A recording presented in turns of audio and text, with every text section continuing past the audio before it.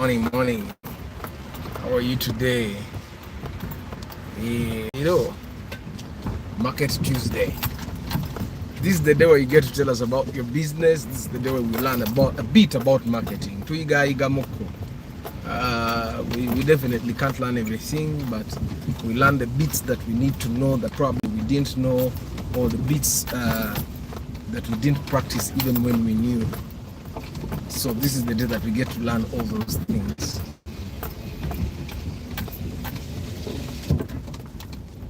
But I hope you guys are doing well today. Yesterday wasn't that much of a bad day. I finalized the inspection that I started on Saturday, and we got a Subaru Impreza.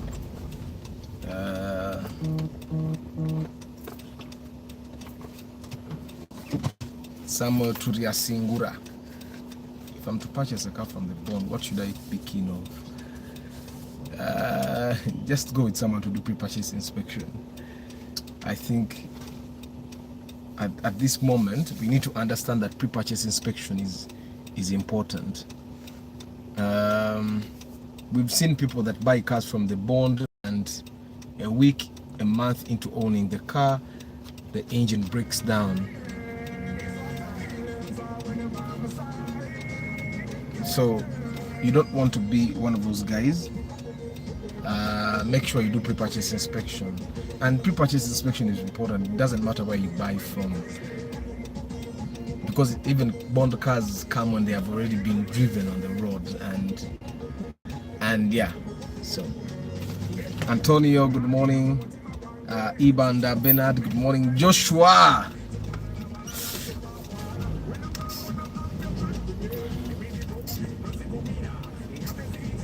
Katonda yakola abaana ba boda bo balinga bwe bagamba nti ekkubo lyammwe tebayimirira.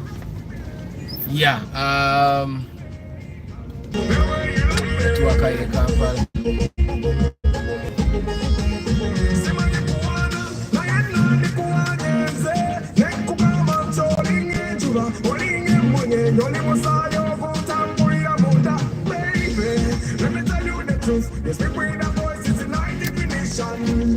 Take a picture of you, 3 big glasses, make it an invention. Baby girl, you will rock with me. If you're by my side, you will stuck with me. Girl, it's not a feeling tight when you're by my side.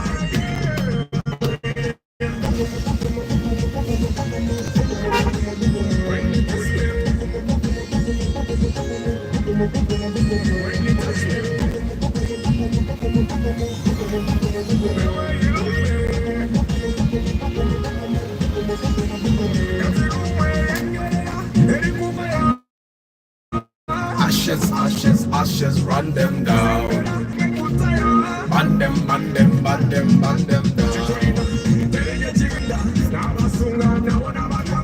You're my number, what's gonna become my wife? Tell your chicken down. Now songa, Navagamba, Teriako Twala, Teriako Vemba, Teriako Somola. Baby girl, you will rock with me. If you're by my side, you will stuck with me. Today the day is bright, the sun is hot.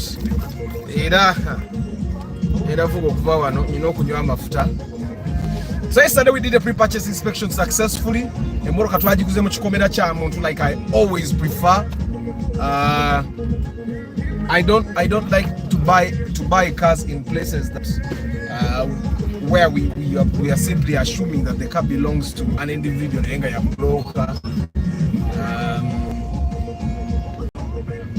It was, the car was in tip-top condition, nothing to repair, nothing to work on. Kuvuga buvuzi nabo twavudawo yavuze buvuzi nagenda nakole ebi.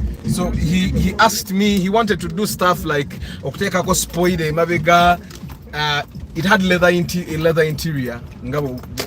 As you saw, the guys that have seen the pictures, of course I posted the pictures at around 5 a.m. But if you have seen the pictures, you would see that it has leather interior. Normally cars that have leather interior are a higher trim of that version of the car. So for example, if you found a Corolla like mine and it had original leather in there, it basically means it was a higher trim of that model of the car. So it's one of the reasons I like the car. Everything worked, AC worked, the tires were still good, suspension was intact. I drove it manually, by the way. It's an automatic car, but I drove it manually. You know, Moroka's automatic for the guys that have driven automatic cars where there is plus minus. That's where you can actually drive a car manually. You shift 1 2 1 2 1 2 3 4 5 6. So that's basically what I did. I actually started liking Subarus, by the way. Omanyi, I realized it's actually comfortable. Hey. What's up? You're good? Okay. So, Bana Joshua Morning, Samuel, Bernard, Moses Heath, Antonio, Martha Director, Martha Academy, Mokono Nama, Stanley Chigozi, King Daniel, Ahimbisiwe Dennis, Africa Carota, Akavidwa Saideke, but let's enjoy the hey, Wycliffe the TikTok King, Ahimbisiwe Sikuogedeko, Akaimba Kademulavu Munji. Arthur, last time I was telling you, I also have good music. I did in 2015, 2020. Guess we listen to it in my car when I buy one. Mumpeleze ku WhatsApp, mkubenga muno. Wabanga ngatage in mainstream. Let the people that watch for the love of cars listen to that music. So you send it to me. Abe, good morning. So we are talking differentiation today. Why is it important for you to differentiate yourself? For starters, it's important for us to try and understand what differentiation is. What is differentiation? For you to achieve differentiation, people need to know you for you. They need to know some of the unique things about yourself. So yesterday I was watching a video and this dude was saying, what is branding? And he said, of course he's a YouTuber, and he was saying he used to do his YouTube videos in a bathrobe. You know bathrobes? He used to put on his blue bathrobe and he would do live broadcasts. And it so happened that one day he just decided, let me go to this live broadcast without a blue robe. And people started asking, where is the robe? Where is the robe? For the guys that follow marketing channels, you've basically seen this video. It has been moving around. So he says that's the time that he knew. That's the time that he knew he had branded himself. You get? People need to be able to distinguish you from the rest. I don't know if you get what I'm saying. Differentiation means that people can know the difference between you and another person, even when the other person tries to do what you do. What's together? So, let's say, for example, this is Arthur. He has a channel for the love of cars. There are plenty of cars that do what we do here, right? And of course, they talk about cars, they review cars and all that. But what makes us different? You get? It took me some time for me to actually realize that you guys that are on this channel, you are here because you love cars, but you are also here because we talk about other things. Because if for example you said I'm going to talk about cars, it would get boring eventually, right? So what differentiates you? What differentiates us for the love of cars? Because we talk about different things. Your love for cars is actually helping you learn other things that you ideally would not know. Which take it. Okay.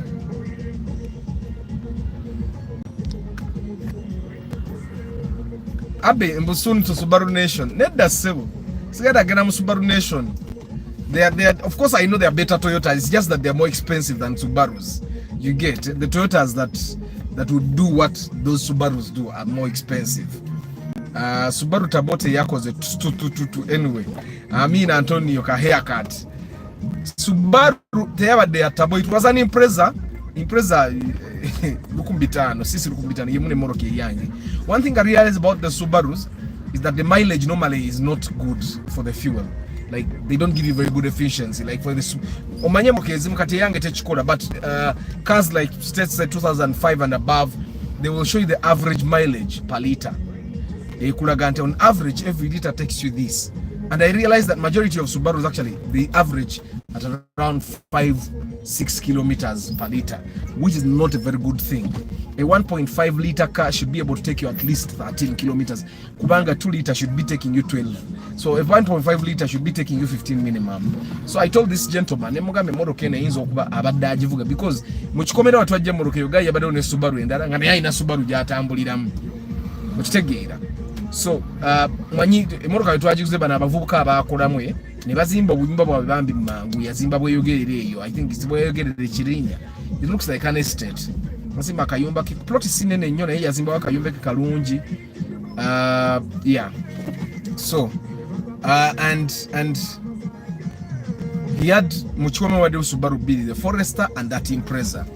And the reason he was selling was to upgrade to a newer Subaru, which was a UBK. The next model, I think the next model is around 2010.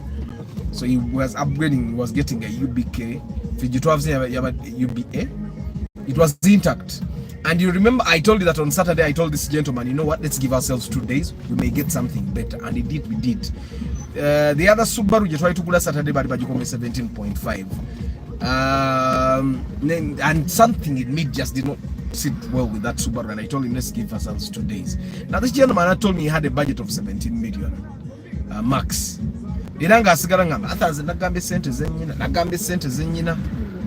And of course we got cars that were a little higher than that, and zonangas, because that was our budget. So we get to this car and it's surprisingly it was too intact. Which take it too intact. And this person yabadala mu million over 19, which was a little high. Nembagamba money moroka yendo tujireke. Of course twaje kubiyemu, everything was okay. And moroka yendo tetujja gisokola moroka ya bay. And yeah, but my buyer had also liked the car, and then he said if I can buy it at 17 I would be good. They negotiated and never kanyiza ku million 18. Atumaze ovuga mu atumaze ogira banti nnungi. And bakanyiza ku million 18. Nemugana isente zisuka mu budget yafe. And he said but I can stretch a little for a car where I have nothing to work on. Because that's also another thing. Bogule moroka nga toyina kyogenda kola, because realize that the time you would spend in the garage, yes ala, significantly that time reduces significantly. So togenda genda mu garage, ekintu kyokka kyokka ekiyinza omutwala mu garage is service. Naye ate ne bwagenda ku Toto he can do service, ne bwagenda ku Shell he can do the service, you get.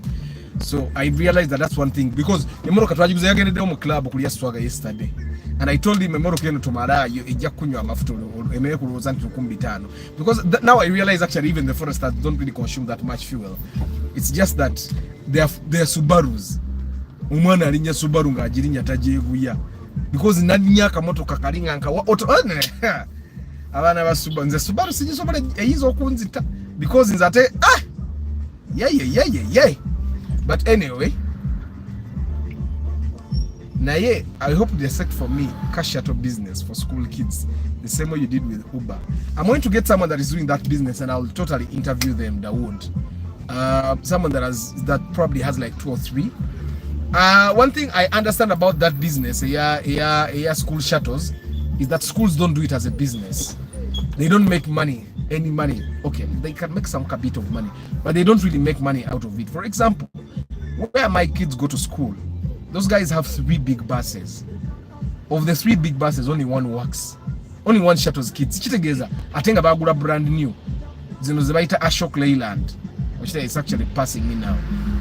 Nti you need to understand that kati somerere lyagula bus satunga nene. Ngemu yekola, they are losing money, but they need the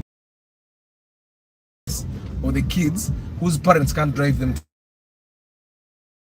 So for them, it's a marketing strategy. It's not a way to make money out of the buses. So for the schools, they're not really making money out of it. That's one thing you need to understand. So if the schools are not making money out of it, for you, a person that is going to be doing the business externally, chitegeza, you actually have to charge a little higher for you to be able to make money. It also means that you have to get every bit of money. So there is a video I did on TikTok, and guys were commenting and they were saying that the business works if you get money directly from the parents. I totally think the same. that with the parents you can cut them off and then they have no way of taking their kids to school, so they'll pay you. But if you're getting paid from the school will say we'll pay you at the end of the month, and then they don't pay, and then what? So you need to be very careful to enter the business. But I'm going to get someone that is actually doing that business and interview them, and then we'll see what they have to say about that. Good morning, Derek.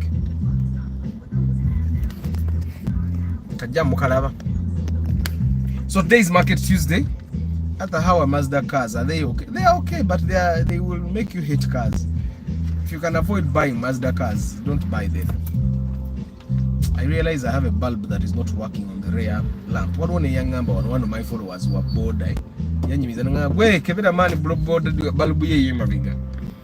Derek, if you can avoid Mazdas, avoid them. Actually, was his desire a Subaru in the first place. Stanley, Subaru.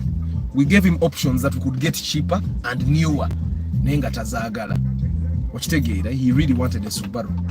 And okumanyanga Stanley, okumanya omwami ono yabadde ayagala Subaru. Mutwaguze betu Subaru natandika ogamanya ateekako mafula, nteekeko spoiler, simanya nkole bicha. And I told him, you know what? He had a friend of his, namugamba omanyi ogenda okola. Help me manage your friend here. He should not do anything to this car for 3 months. Taina tekako maridadi yenna. He should only do the basic, which is service. Which service he has to do today? Only service. And after service, that's normally what I tell you. That's the rule. You buy a car, drive it for 3 months without doing any modifications, any major repairs. 3 months. Ate wuya abeda kumpi. Abeda runguja. That's less than 14 kilometers. So I told him, don't do anything on this car for 3 months.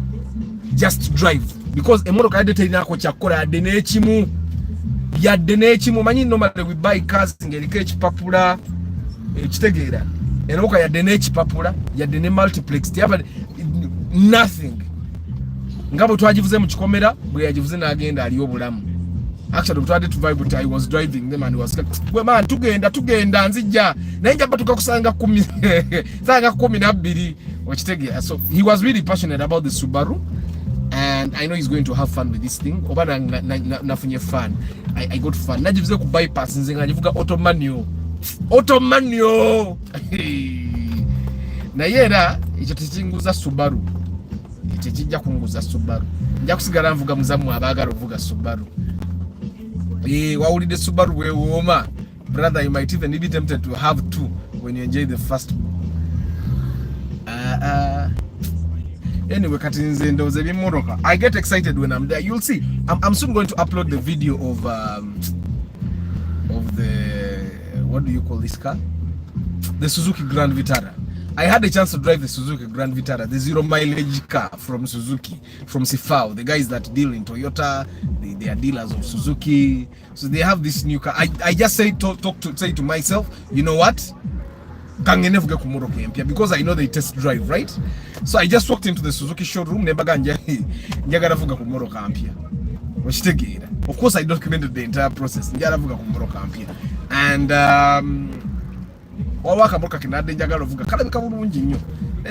Suzuki Grand Vitara. So I had a chance to drive the Suzuki Grand Vitara.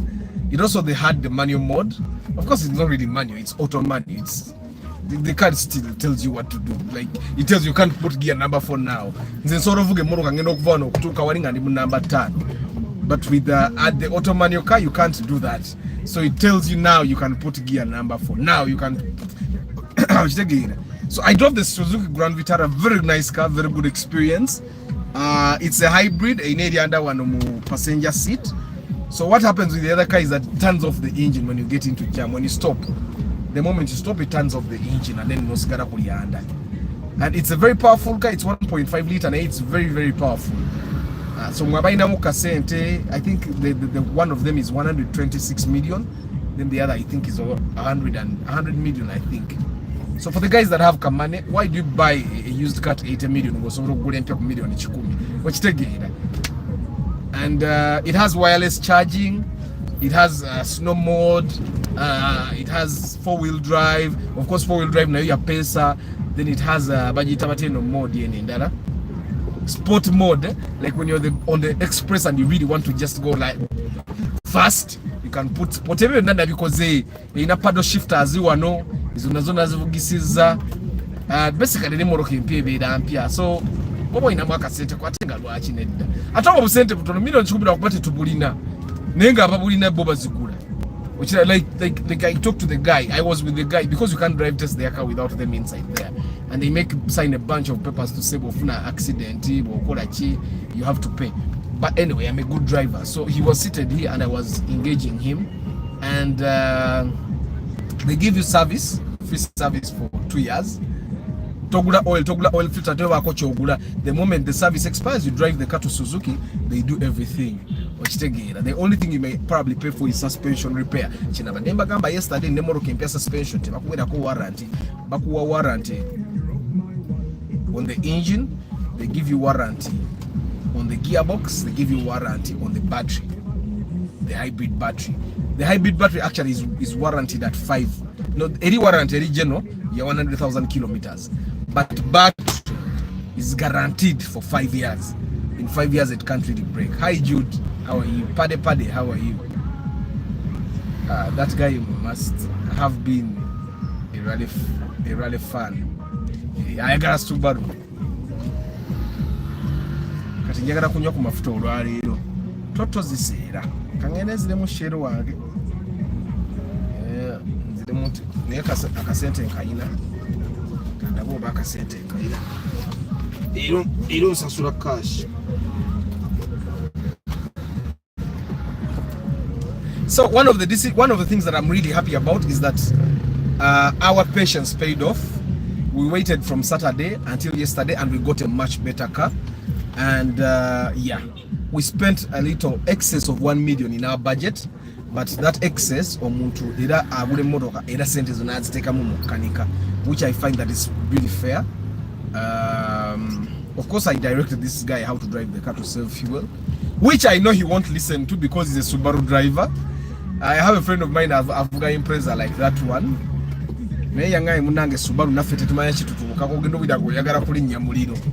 So today we are talking differentiation, Market Tuesday. You can market your business. You can tell us what you do. You can also tell us how where we can find you. You can share your phone number. Write 0_7_7 if you're writing the phone number. Email, don't write the at, write the at bracket, at bracket, close bracket, and then dot, write open bracket, the word dot, and then close bracket, just like that. That's how we write email here.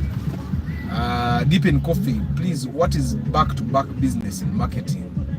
Back-to-back business? Are you sure that's a thing? Deep in coffee, where did you hear that? Back-to-back is not a thing in marketing. Is it B2B? Because there is B2B, which is business to business. Back-to-back is not really a thing. So it's a full hybrid. It's not really a full hybrid. It has an engine and then the battery. You get? So as you drive, the engine charges the battery. Now, you stay on. It has a start, stop. When you see the video, it has a start, stop button, an auto start, stop. So whenever you engage that button, it removes the engine and it stays on battery. How long does it take to get a drive? These days, I think it takes about 3 months. Ata is a Subra 2003 or 2004 for a good car. How much can it cost, like in the market? Subaru, that's what you mean. I don't know, but a million kumina around 15, 16, 17, because that's an old model. Kati abantu bali bagura 2007, 2008, 2009. Those are the models that people are buying. But if you want a 2004, 2005, that's an older version. I'm thinking 17, 16, you can get a good one. Number nunji. Morning, Arthur. I've joined the conversation. Warm Wycliffe, you're welcome. Antonio, Suzuki Jimny, Tewaka Jeko statement. Munaika Jimny, I found only one Jimny, and Baba Deba Jibuze. Omanyo kuingira mu showroom nga that Suzuki is being taken away. Even the other car that I wanted to test drive, it was sold. So I found the Suzuki Jimny and the owner had come to take it. It was automatic, 2 doors, ne bagitwala. So I probably will go back with anakomya kuba Suzuki Jimny is with them stock. Like they bring stock, and when they sell until they get over, then they bring in more cars. So Suzuki Jimny nasanzes with them. I would have loved to do a review on that one because the Suzuki Jimny is like a gem in Uganda, right? So but I had the chance to sasa navuze mu bagita bateno Grand Vitara. Sasa navuze mu Grand Vitara. It's a good one. Jenavuze is a trim level that is high. Yeah, leather seats. Yeah, it was the because what you know Uruguay. So ngenda bwembaga ntomodoka ezirimu original leather seats ziba trim eri higher. Yensonga lwaki modoka za fezi singa za ngoye. Era wogwira ku modoka nga ya leather seat omanye modoka ebera a higher trim. Amina Mark Adiere. But I hope you guys are doing well. From wherever you're watching this broadcast from. And yeah, I hope your week started off well. That's how life works. Today you win some, you lose some, right? You'll win some, you lose some. So today I'm going to do an inspection. Spacio Old Model. Spacio Old Model is today's car. And Espacio singers the bumpers zili out of our budget. Yeah, it's singers the bumpers zili out of our budget, but I'm hoping for the best. By the time I get to office, probably I have some options. No more to do no inspection. I hope I now option. It's singers zili out of our budget, but we're going to maneuver. We should get that car today because the Spacio Old Model is a car that is easy to get. It's not like the Subaru Jetwai Tulina, because Spacio Old Model bajivuga bubinga abavuga Subaru. So that's why it's easy. Eri Subaru banangi twali ukanitujireka because ate twagude kweno Subaru. Arthur, do you think if the copyright law is passed in Uganda, musicians and movie people will be millionaires? No, hell no. Because even in Hollywood they are not nga mwalabi jikene storm salabi mawulde gunavude mu inspection sawo ba 10 izafunye na budde nesimu ngenzo kujidda ku kumacha sawa 10. That's why I've posted the pictures of yesterday's car at 5 and then that's when I've not basically 5 a.m. is for us wake up time, prepare the kids and then we head out. But sorry Jackie, good morning. Wycliffe, this is what I think about the copyright law. The copyright law protects your work, okay? But if your work has no market, the copyright law protects work that has no market. I don't know if you get what I'm saying. You have music, but your music doesn't have market. No, people don't want to listen to it. So even if you put it on a streaming channel like Spotify, people will still not pay to listen to your music because either they don't like it or you have not marketed it. So even with the copyright law, some people will still be poor. Very poor, by the way. Until now, they are able to make money without even paying taxes. Now, when the copyright law comes in place, people will be forced to not only make money, but they will also be forced to pay tax. I don't know if you get what I'm saying. Because with the copyright law, URA will be able to go to the copyright register and then see, okay, Arthur registered 10 songs. So and so registered this number of songs and they are earning money. So then URA will be able to trace and say, okay, where are they making money from? Because no one will actually register copyright if they don't expect to make money. So they will try and say Spotify. Oh, how much does Spotify pay this person? 10%. So if 10%, then you get, because then musicians will have to pay income tax every month. Katifabamu abakola business already to pay income tax, but I know artists that don't pay. I know artists that don't pay income tax. I lose nothing. I lose nothing when I take fuel from this place.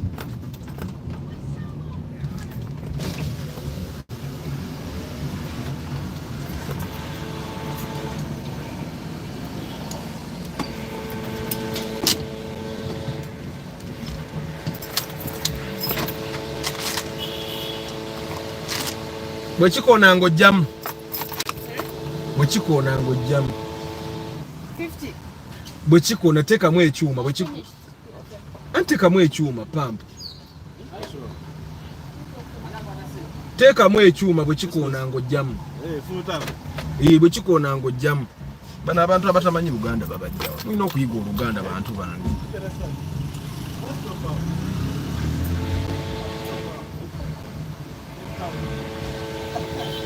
Nkyawandika mileage nyina okubala amafuta gano. I'm surprised at the number of people that still don't know how their cars consume. Nti obuuza omuntu emmoloka yo liita etambula kilomita mmeka nga tamanyi. Leero osazeewo nnyo ku Rubis. Ndi ku Shero baaba. Ndi ku Shero. Rubis nja kuba ngenze kola experiment. Nti nkyali muntu wa Shero yange. Naye siri muntu wa V-Power era nze nnywa ganga aga bulijjo. Anybody in need of good quality heifers and Frisian cows? But Dennis, share your phone number or email. Then again, as you share your phone number, 0_7_7_2_0 like that. That's how you share your phone number. Whenever you post you post a comment that is meant to market your business, don't forget to share your phone number and location. Your phone number is very important because people are not going to be able to find you without your phone number. How about already established artists like Kenzo and the rest? I'm sure they will make money and reach Nigeria. Jamu! Yes, sir. Kora round figure abiri mugumu. Kora round figure abiri mugumu. Nemekulekera bitano byange. Eziyita muzi zo sizisasula. Open a receipt, yeah? Okay. Receipt to say tag for URA. The intellectual receipt.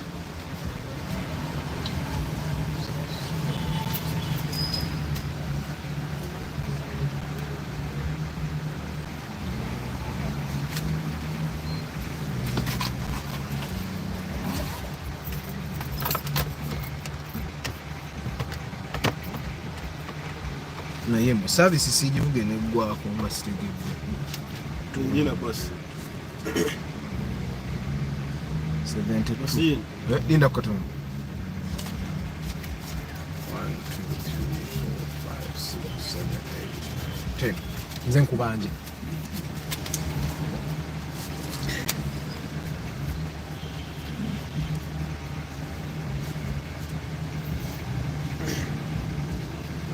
Muchimanyi temuluka ngena mitwala asatu. Yaza nye boss. Kale. Oyo mwigiza Oluganda oyo. Ajja kuyiga akola. Kale. Kale boss, yaza nye boss. Anda tuyita boss babaagala kutubba. Neka ntasobola kukola ki.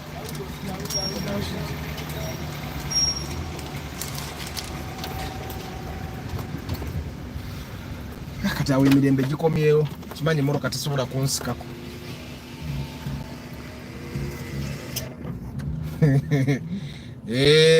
Nze kyamaniza akakasente kankaleke URA etosobola URA baba kubanja emitwalo 22 mwana ana botagasaayo bakuwa fine kati nze lwaki mba nsonyi omuntu ebitano byange. Good morning Charles Nkugwa.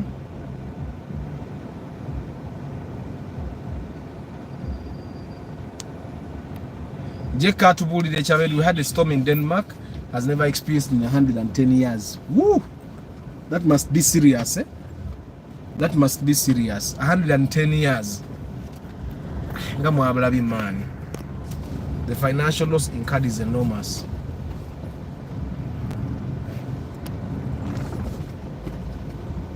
Whenever you say full tank, they ask you many times to be sure. Goloza abantu manya full tank e Kampala. Atina dali moroka enkadde nge yange tezinywa mutwalo 5 ochegera okujjako nyina petrol station yemu gye bamanyi nti nywa full tank ero lutuka obwete nga bambuza tuteeke mutujjuze eri emu banabala bonna baba tebamanyi.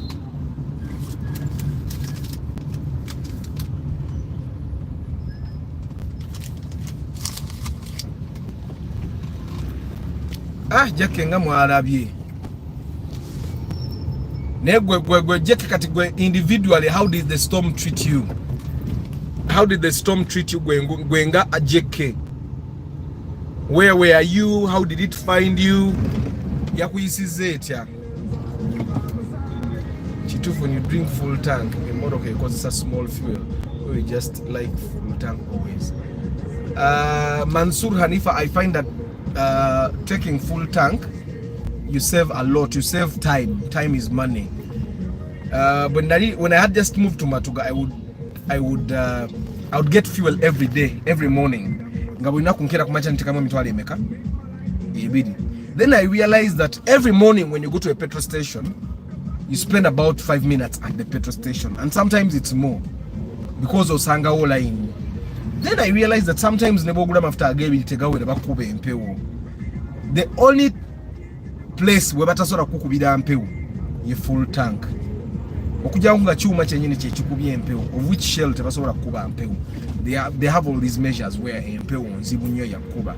Empewo yokajja basobola okukuba kwe kusangako nga abaze wali n'ayongerezaako bongereza. But with Shell, it's almost impossible. Then ekyasinga okuntandisa okunywa amafuta gano mbungi, I realized that whether you like it or not, you will use the fuel. Wakitegeera. So I say that if I use 20,000 every day or 25,000, that means I use 50,000 every 2 days. It means I use 100,000 every 4 days. It means I use 125 every 5 days. So what if I just put 125,000 every week? Then I figured that what if I just put the full tank? Like I lose nothing if I put the full tank, because emorokera at the end of the day nzengendo okujivuga, nzengendo jitambuliramu. So that's how I started putting full tank in my car. The question of whether the car uses less fuel, I can tell you that it happens in this way. The fuel pump gets overheated, right? The fuel pump chuma chikola. Chuma bwe chikola chibuguma. Now, moroka boboji samu mutwaro gumwe fuel pump ebera teri mafuta. Remember, the petrol has some cold sensation. It cools. It's like water. So fuel pump ebera ngeri immerse tesobola kupuguma. So fuel pump yosobola juvuga emyaka 10 nga tifudde because ebera na mafuta. Then ekirala emoroka bwe baba mafuta amangi, the fuel filter doesn't get that. The fuel filter doesn't get that. It means your fuel system will be clean.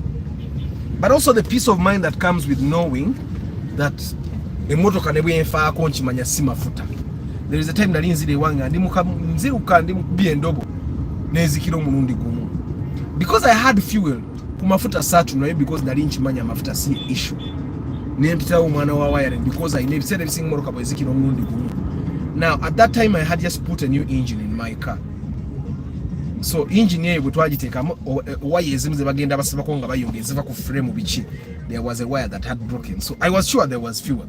So ero wa wiring bwe yaja nanonye no fuse ezo maso nga tewali kirwadde nadda ku engine nanonya kati kye kiyinza okubanga kikutuseeko, and indeed waliwo wire ya earth ya frame yali ekutuse bwe yayunge wa frame emoroka nekuba kimu neegenda. So there is that peace of mind that you get from knowing that I'm driving my car and fuel is the least of my troubles. Because whether you like it or not, you're going to spend that money on fuel. So why not save the money you would use, the time you would use to go to the fuel station? Then ekira kye nalowoozamu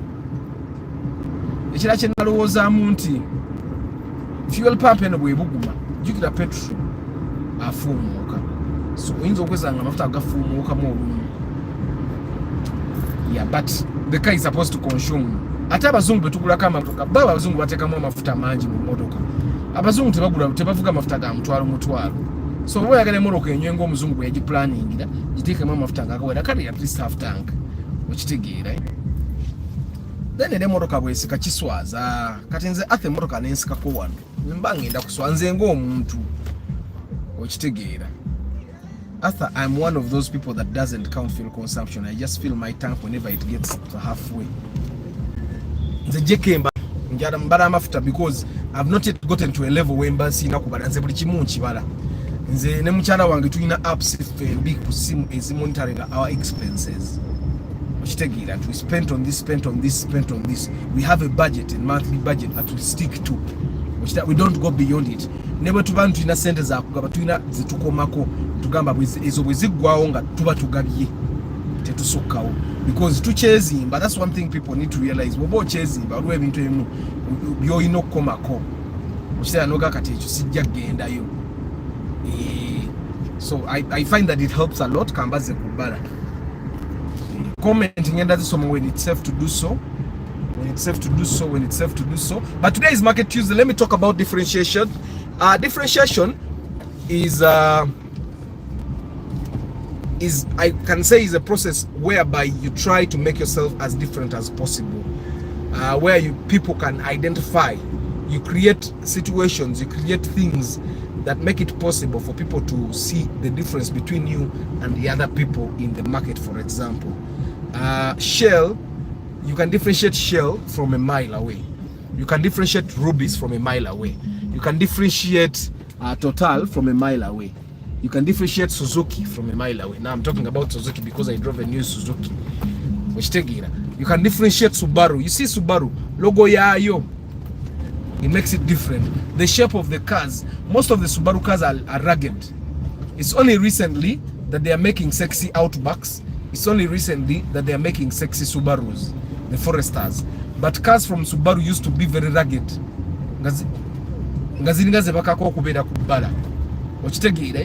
And then Toyota is slowly moving away from the sexy cars, starting to create rugged cars. Because now when you look at the new RAV4s,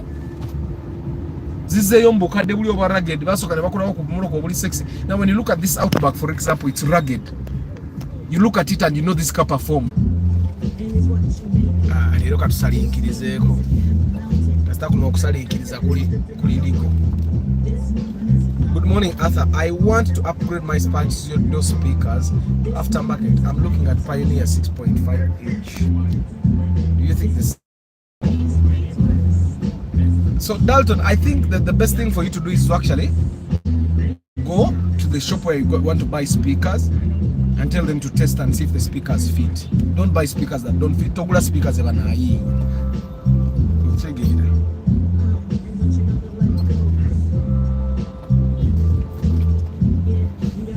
Chris Fitness, good morning, Stanley.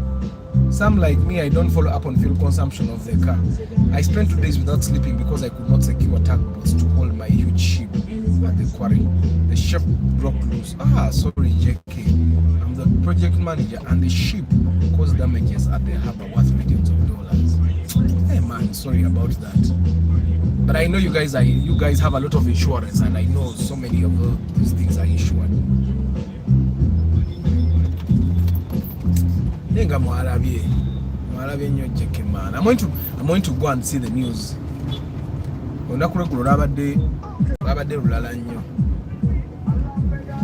I think network check.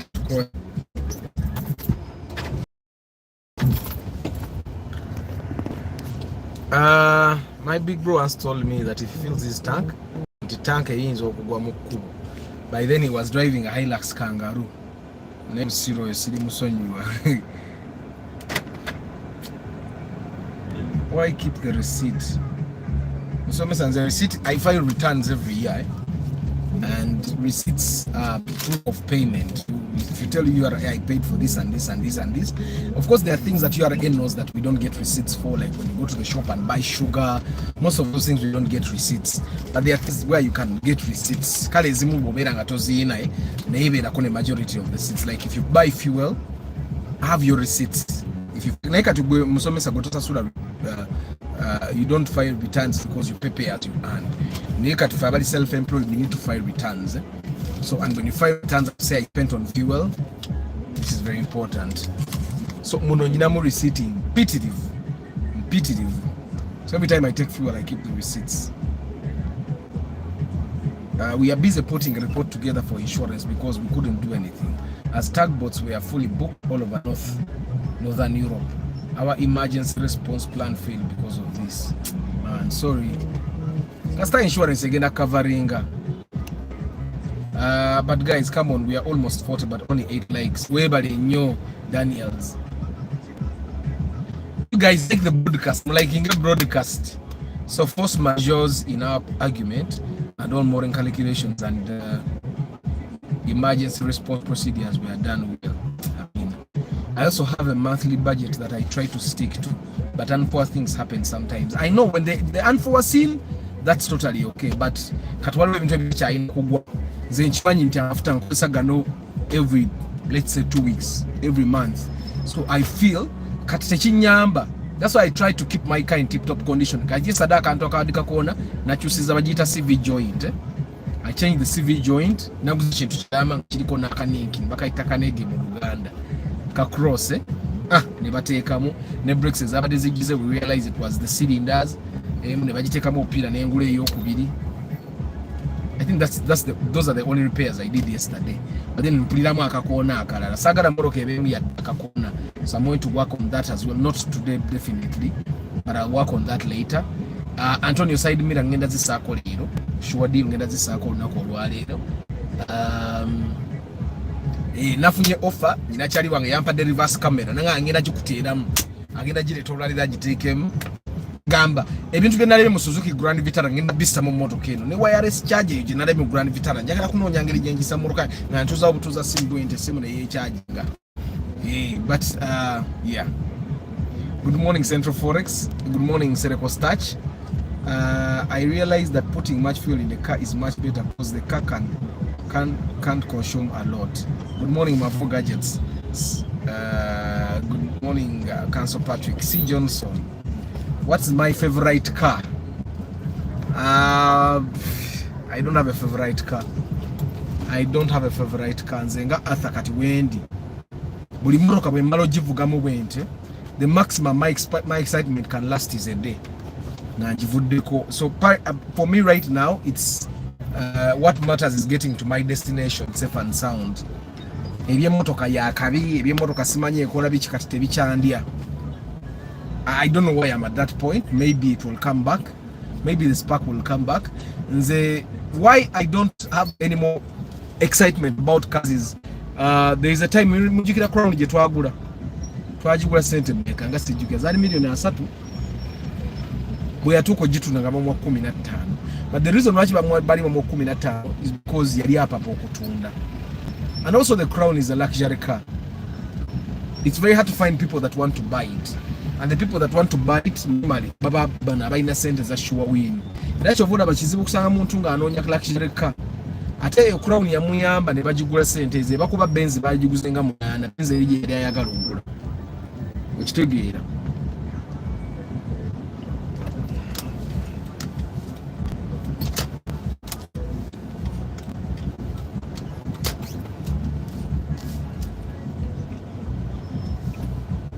Yeah, kati really I realize that as long as the car serves the purpose, sina kirala kyenjagaza.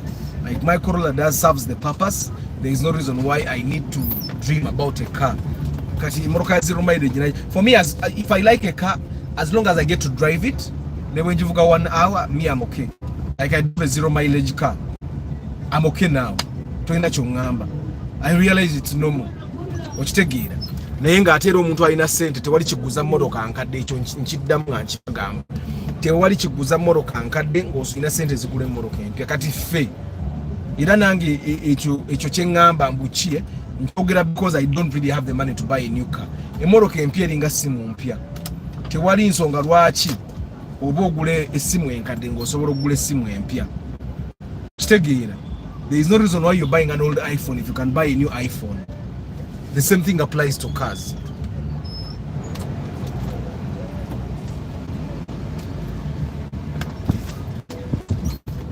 So this China, I don't have a favorite car. My favorite car is a car that doesn't spoil my money, is a car that doesn't die on the road, is a car that gets me where I want to get in time without trouble. It's a car that doesn't get stolen. That's my favorite car.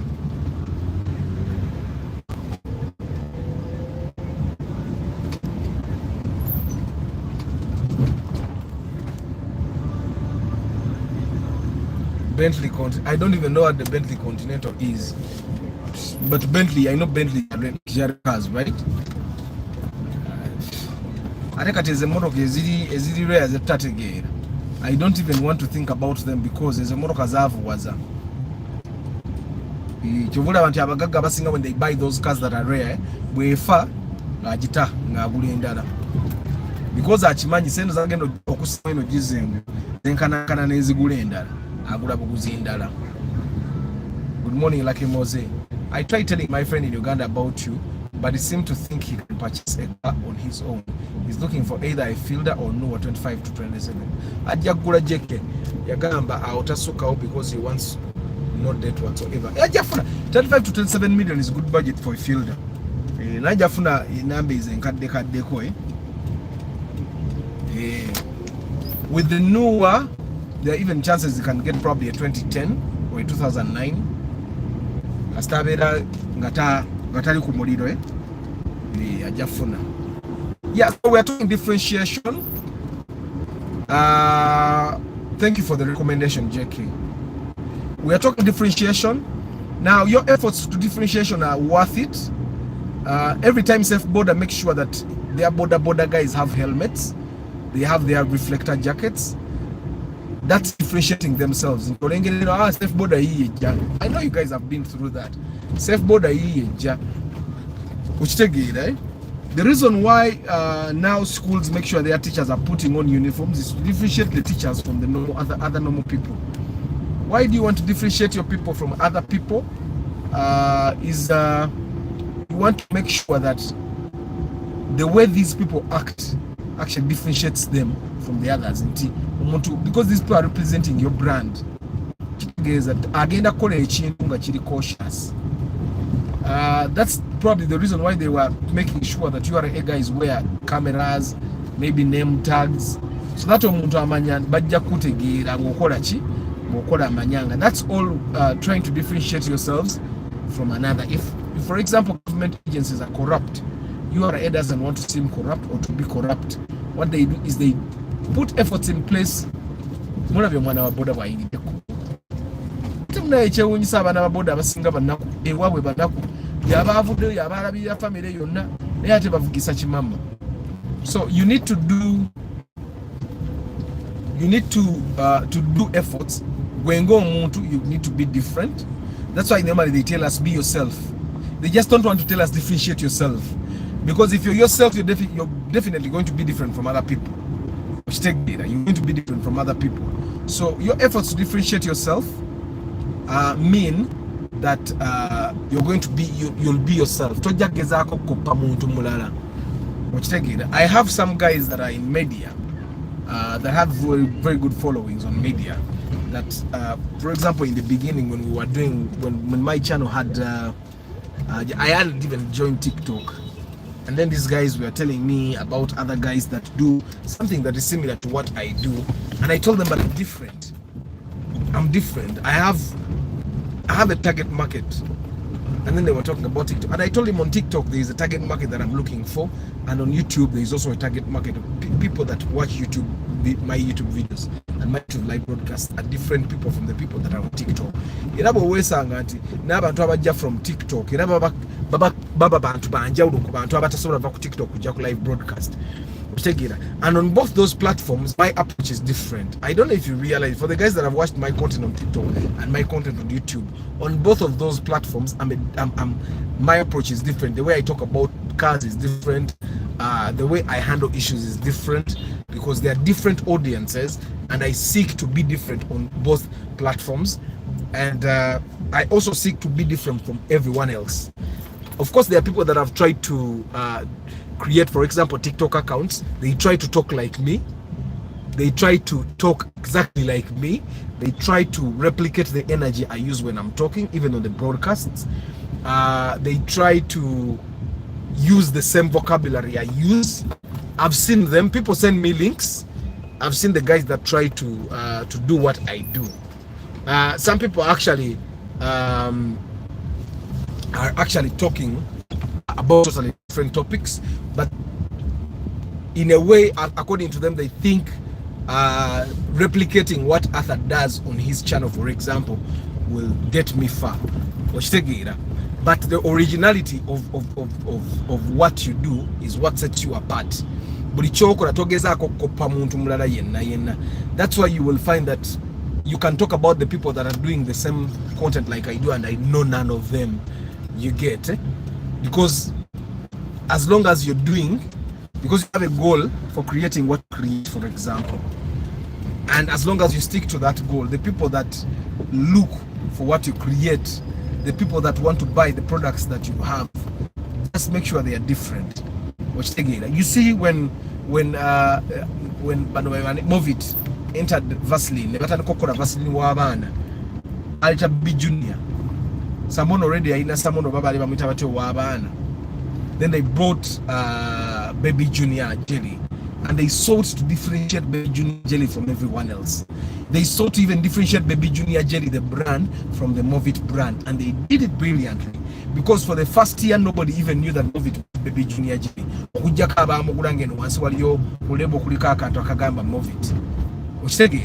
But for them, they sought to make Baby Junior a totally different brand. People were buying Baby Junior simply because Baby Junior was different. They were not buying Baby Junior because they thought Baby Junior did anything that that other Vaselines that are meant for babies won't do, right? But they were buying Baby Junior simply because Baby Junior was different.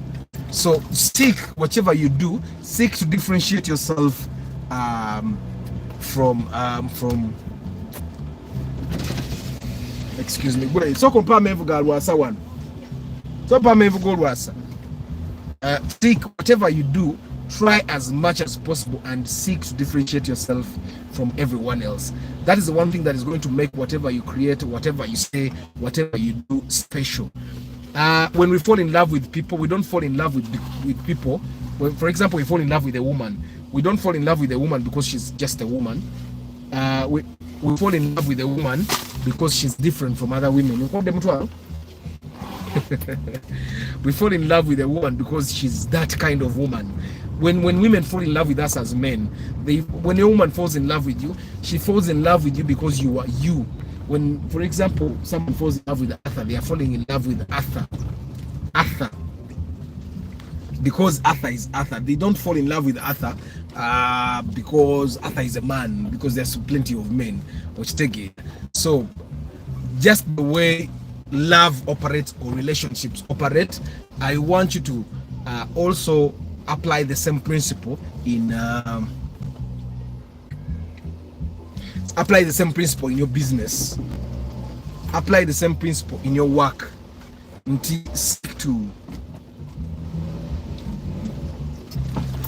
Seek to always be different.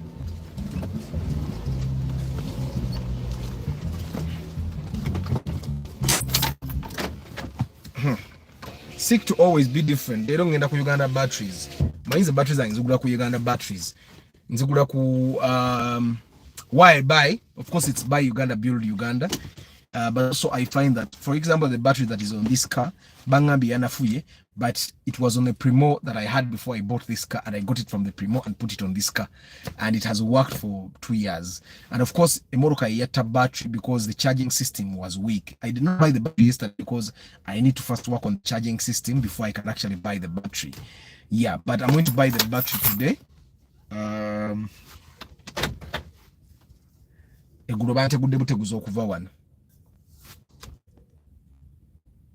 Hi Arthur, I always miss the live broadcast. I'm glad to be here. Checho Nabanja, oweri nyalyo nga kuswaza. Gavindo, I love Ugandan women. I do follow you on TikTok too, but I forget about the app a lot and only get to check it once in a while. TikTok, TikTok very busy. I can spend 2 days in a study of video.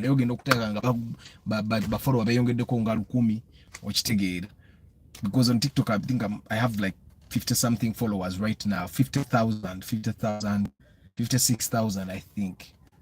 Jesus is king. He loves y'all so much. Have a great night. Hey, Levi, where are you from?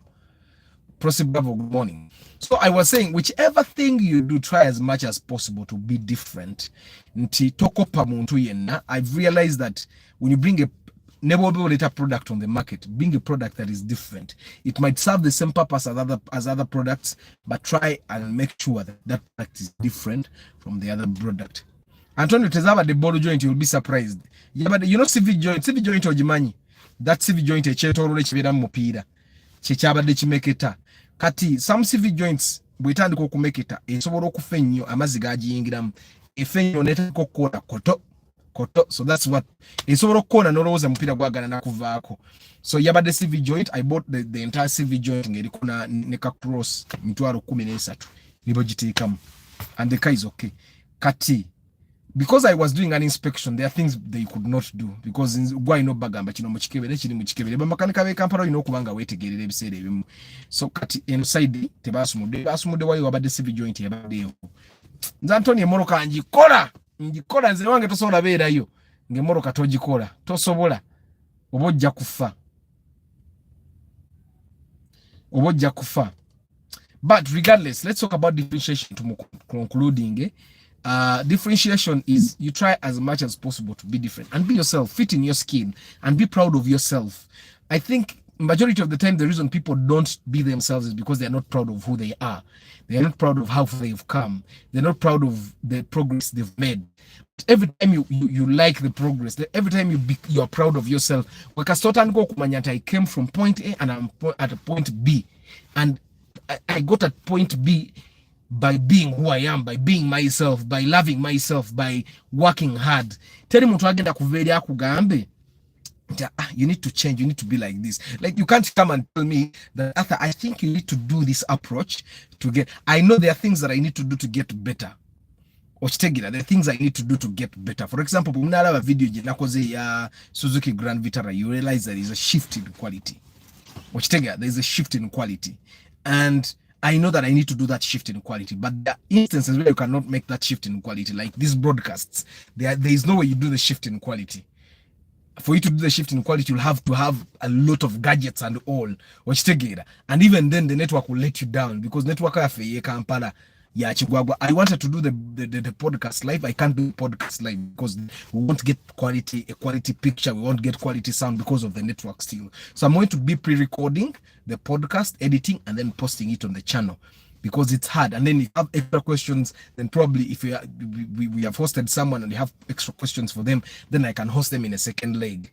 And I can bring them again, and then probably then they can answer the questions that you had last time. The reason I had wanted a live podcast was that then you can ask questions live. But network ya Kampala iswaza ochitegera. CV joint mujikuumire ko rubber boot to avoid water and soil entering it. You'll be surprised Joshua nti CV joint giraba sigivuze yadde nagisaako naye ngivuzeemu CV joint yo nagisaamu ngivuze yebbanga nagisa. I put that CV joint in before May. April. I put the CV joint yamenyese. I put it in May. And still nagitegeera nti egenda kufa because rubber boot yaseseetuka ate jukira it's a rainy season so water entered. Nebazaako rubber boot but I knew bagenda okuzaako rubber boot nga nkimanyi era egenze. So when betans okona bwetyo I knew CV joint ezimu bwe zifa bwe zityo. Yeah. Breakers our day. Antonio, breaks is our day. So sometimes why do I tell you what's wrong with my car? Normally I want to tell you what's wrong with my car so that you understand that cars break down.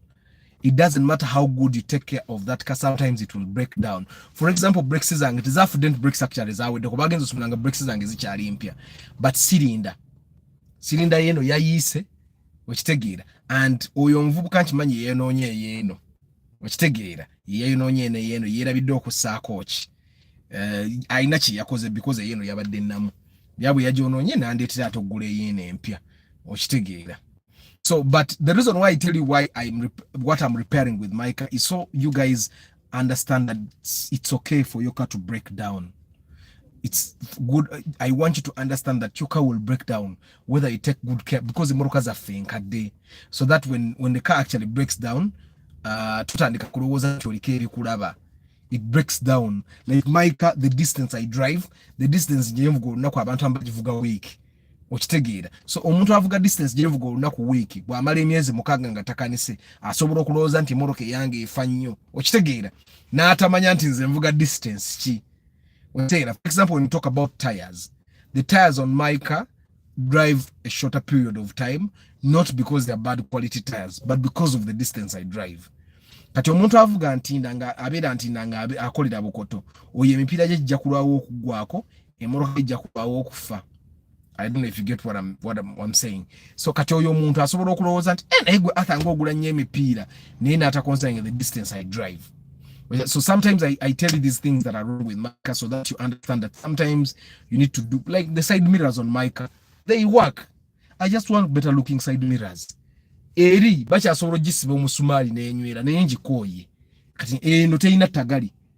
You know, actually these side mirrors muziraba nga bweziri, the person that is selling me side mirrors agenda kujja azijeko mu mpempya muongereyo bwongezi ka sente because I just want actually njaga neza indicator nga ziri ku indicator ngimoke a new model ngena jifuna new model aniyo.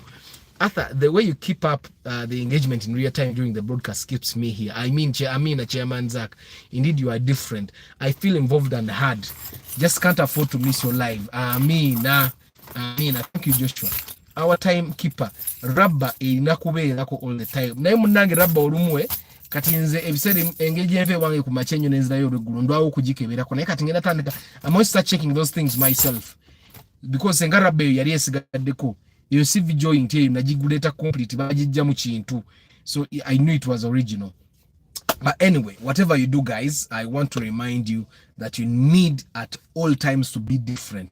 The reason why people fall in love with other people is because of the differentiation, because those guys betwagala bali different tebafana nga abalala era you realize that the moment your partner starts being like other people you start losing the interest because abanomo afuse ordinary. The reason why I no longer get excited with cars because I've found that almost every car is ordinary. You drive it for a week and start getting finding it normal. You drive you drive it for a maximum 2 months. Go kanye. That's why the guy that bought the Subaru yesterday, yada ngule spoiler, ntekeko mafla wansi, simyangule Android screen, and I told him, you know what? Drive it for 3 months before you do anything. Drive it for 3 months. After 3 months, if you still want to do those things, then do, because it's his first car. So I figure that he has all this excitement, but when he drives the car for some time, for 3 months, and then he realizes that majority of the time then I realized that maybe the excitement will go down by the end of 3 months because eventually nabigenda mu bayamalize sente ujasanga nga spoiler jayagala ogula eri mu million ngemu mafla ayagala makanika yambi batumye mafla number amuwa part number nagenda nagula mafla number nga even wajitumye from Dubai alemekola bine bya modified okitegeera. So I find that those things are going to take a lot of his money, so it's good for him to first keep the car for 3 months so that he doesn't get too excited. After 3 months wanaba chayagala okola ebintu abitake him. There are things that I wanted to do with my car, but the more I drive this car I realize tebina makuru okitegeera and then maybe nchita. So I find that so be different. I think the reason why Mercedes-Benz and Volkswagen drivers love those cars is because the cars are different. So in a way they feel special driving those cars. That's why it's important that we be different. Ekitawanye nnyo, for example, kati fe abasajja ekitawanye nnyo ku bakyala, omukazi kasitaba nga asekera buli omu nga buli okitegeera atandika okufuuka ordinary okitegeera. Naye bw'oba n'omukazi ng'okimanya alina enseko gya mpeeyi yange ey'enjawulo gy'atawa buli omu, otandika okuwulira nga n'amalala gameze okitegeera. Kati that's the difference that comes with it. Ebintu byonna bye bagamba nti gwe wooma sirika abakazi bye boogera, sigamba nti omukazi aba awooma nnyo, abatawooma by'amaanyi, naye abawanjawulo bawe bwamutunulira bw'ati alaba nga omukazi tali accessible. Kati n'agamba ono omukazi kamwongere mujjewo babe nga tali nga ali very inaccessible, namuga kamuyiwemu kawundo n'amwongera n'amulinyisa eddaala. Naye omukazi bw'abeerawo gayi n'atandika okukola no kiiki ono yaka bamuli ate bawera okitegeere. Kibeere yeeyo okitegeera kye nkugamba. So the difference, buli w'onoobeera different ebirungi bijja kujja gy'oli. Abantu bagulako because you're different. I will tell you, for example, my pre-purchase inspection service is 400,000, right? Waliyo bosobola okufuna nakolera emitwalo 10. The reason why I still get people that do pre-purchase inspection at 400,000 is because of the difference. They see the value that comes out of it. Okitegeera, at the end of the day, you get someone go genda emitwalo 10 gichagenda okufa get in the shortest time possible. For example, this person that bought a Subaru, senga yali afunye muntu wa mitwalo 10 bali bagule motoka luli, because naba ba Subaru bampako sente nenzigana. Wakitegeera toyiwa mulimu gwaffe naawe, toyiwa mulimu gwaffe omusajja muleka agule motoka, because ye yali nga bwengamba nti gula nga agula. Okyala ne bagamba nedda omusajja kayeewemu time. I actually ne mugamba omanyi oba okola ugendo bagamba bawa less money. I told him to offer them very little money. Ne mugamba kati bwe tulagenda ntubulwe motoka esinga eno obulungi ku mane nga tukoma tugule eno. Okitegeera why? Because there is that interest in my client, in my customer. Omuntu omulala jatalaba. There is a long-term thing that I'm trying to build here that other people probably might not see. And there has to be a difference. Ensonga lwaki nabagamba. And do you remember guys when nabagamba sagala muntu abagaininga ku sente zange? Omuntu yasembeyo okubagaininga ku sente zange. Yazeyo ku motoka yali emiliyoni 13. Very worth the money. Taina wajja ya 13 ndala. Naddayo ne broker namugamba eyo ya 8. Ba broker mbamanyi. Eyo ya 8. Usigira. Normally what brokers will do is a motoka gye wefunida judge kubanga alina gyayagala okukola ki. Gyayagala ogenda ogula. Ira amaliza kututenga oguzeeyo. Okitegeera. So I find that nsikyagala by the way abantu abagaininga nze sibagala. If you want to bargain on my pre-purchase inspection service, just get someone else to do your pre-purchase inspection service. Nze sagala kunteeka mbikemu. Ompe emitwalo 2 ngende bampe emitwalo 7 ntunule nti ngambe naye lwaki kana akasente sikola ki sikalya. Okyala because nange nyina abaana. I told that the guys on TikTok ngabawoza walo guy yagamba they went and inspected the fielder and it was a very bad car. I told this guy, you protect people for pre-purchase inspection. Nembawe emitwalo 5. Omwadde emitwalo 5. Olumu n'omuntu nga tamanyi nti ogenda na muwa sente. Atukaine bamuwe miliyoni ye sente. Nga talina bwagigaana. Olumu takwatanga na ku miliyoni ya wamu. Ne bamuwe miliyoni n'abalabala byasobola okukola mu miliyoni ye sente eyo. Naga atwala ekimotoka kye ekivundu. You get what I'm saying? Nti ebiseera ebimu reputation is also very important, but difference, be different. Kansoma amanyamba sibule ngene nkole ku mirimu gy'abakama bange. Mugalasi Joshua webarekeera nga time keeper waffe. Ndoza Joshua agenda tane ko bafayininga. Samuel Turiasingura, Ivan Bernard, Moses Heath, Antonio, Martha Director Martha Academy na Mukono. Amwaka ogujja banayi somero lya Ferigulawo. Somero lya Ferigulawo abali emukono. Abali Monamawe, isomero lya feri tugenda okugula.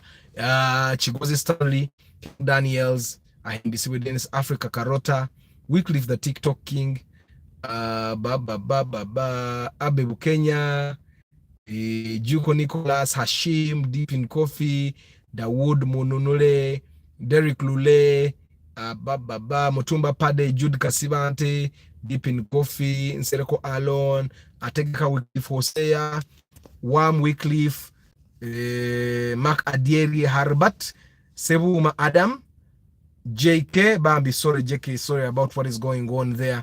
I know it's not easy. Omanyi tugenda tubeere ene waffe mu Africa ne tulowooza nti bo bali ababeera mu nsi z'abazungu olw'okuba bali organized ebintu bino tebibayisa bubi. Naye bannange ne tuba tufunamu tsunami wano e Kampala. N'abawagira bano abasajja bakyuka. Nze mbabuulira. Era nze mbabuulira ebintu ebimu ebitukuumye. Mukama yakuuma. For example, ngenda ndaba abasajja abakebera bomu. Abakebera ku magate. N'olabira ddala nga Katonda yakuuma. Tebamanyi bye bakebera. Anyway, tuveeyo. Mukama yatakuumye. Sorry about what you guys are going through. Tusaba busabi kireme tuuka Kampala. Kuba ne kituuka e Kampala. Mwenzo olaba abantu bwe bafa. Charles Nkugwa, Bura Fitness, Nickton Dalton, Samuel Sisye, Central Forex Command, Mavo Gadget Center, Council Patrick Asiku, C. Johnson, Lucky Mose, Govinda Disco Dancer,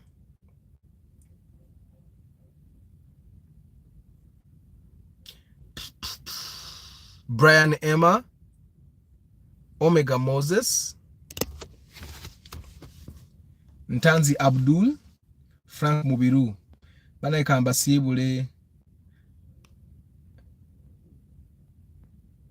Omeja Moses. But last time you promised us new side mirrors. Na ye? Na atero kweso Antonio side mirror lero chigwa. Chigwa today njanteka kozi na indicator ba indicator ne side mirror equate Johnson Lubinga Ntazi Abdu agamba anytime from next year I'm coming bro for C180 C200 amina Abdu ogenda kugandoza compressor kati yemo ne compressor ya kibuga temanyi nnyo kyalo bogena mbya ati sogula email Frank Mubiru amina Antonio Martha tutegeke launch banange komezo tulino digulawo mulo abantu bayitege nti good day guys. I wish you a very lovely day. I'll see you tomorrow morning. I'll be updating you about this parcel we buy today. And yeah. JK, may God take you through this period that you're going through. And I know you'll get through it with a smile. Even to your one way while you organize the Ntikastosigazo bulamwe bisere bisinga ebiralo biyita mate ekizibu kasachiba cha sente. Ekizibu cha sente kigwanga. Kasitoka ngizibu ina cha sente. Oina kola bukozi nochi. Naye ebizibu ebitali bya sente bimenya. Ne mukama abawo omukisa. Ciao.